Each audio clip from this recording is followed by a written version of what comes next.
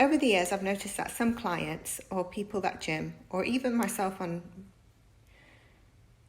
maybe one of these, was very stubborn about it, or even a PT towards a client where I've witnessed, or a client's come to me that had a PT. And I think they are things that are not necessarily true, and so here they are. One is you approach your PT or you want to get toned. To a certain extent, there's no such thing as toned, the word toned. But your PT knows exactly what you mean and what you want to achieve. And so if their response is there's no such thing as toned, what do you mean? There's no need for them to be condescending. We know what toned means, we know what you're looking for to achieve, and it's their job to show you the right way to achieve that goal. Second is HIIT, high intensity workouts, being the go-to cardio for either themselves as PTs or you as a client or you on your own journey.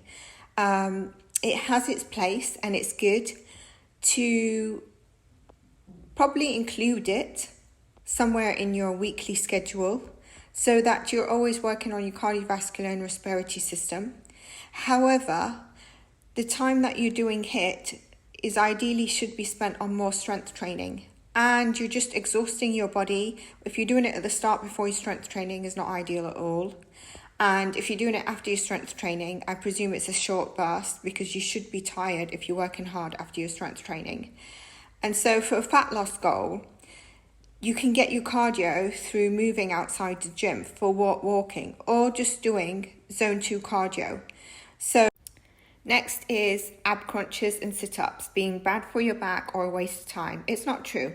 Yes, they're not as good as plank because they don't isometrically work your whole core, which is essential, but they are isotonically an ab workout, and they are good if they are performed correctly.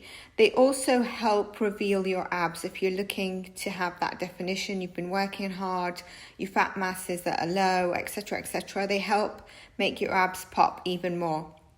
Just make sure that you're doing them correctly. There are many variations as well where you actually feel like you're engaging more than one area of your abs. Protein being after your workout like a killer if you don't have it. Now, total protein intake for that day is much more important than the protein after your workout. And some people are so stuck on the after part as opposed to the total protein intake. Focus on the total protein intake.